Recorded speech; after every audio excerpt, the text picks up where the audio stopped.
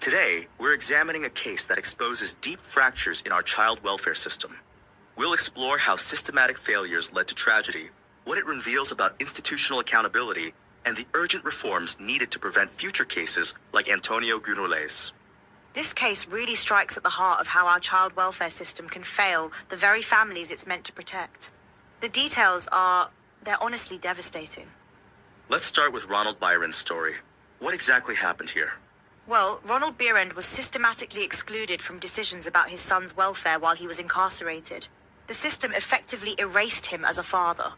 Wait, they can just erase a parent like that? According to New Mexico law, they actually can't. Section 32A428D specifically prohibits terminating parental rights solely based on incarceration. So they violated their own laws? Yes, and it goes deeper.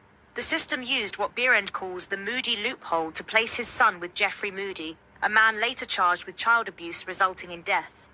That's horrifying. And here's what's crucial. This wasn't just negligence. Bierend's testimony and documentation show systematic document fraud and manipulation. Can you explain what you mean by document fraud? Between 4:24 and 5:10 in his video testimony, Bierend describes forged signatures, withheld mail, and altered legal documents. And these aren't just allegations, right? He has proof? Yes, that's what makes this case so compelling. Every claim is supported by records, correspondence, and legal documents. Let's talk about the emotional impact. What does this kind of systematic erasure do to a parent? Psychologists call it ambiguous loss, when grief is unresolved and unacknowledged by society. It's particularly devastating in cases like this. Can you explain that concept a bit more? It's when someone is physically absent but psychologically present, or vice versa. For incarcerated parents, it's especially complex because they're denied closure. And in Bierend's case, he wasn't even notified of his son's death. Exactly. He learned about it from other inmates. He was barred from the funeral. Even in death, the system continued to erase his role as a father.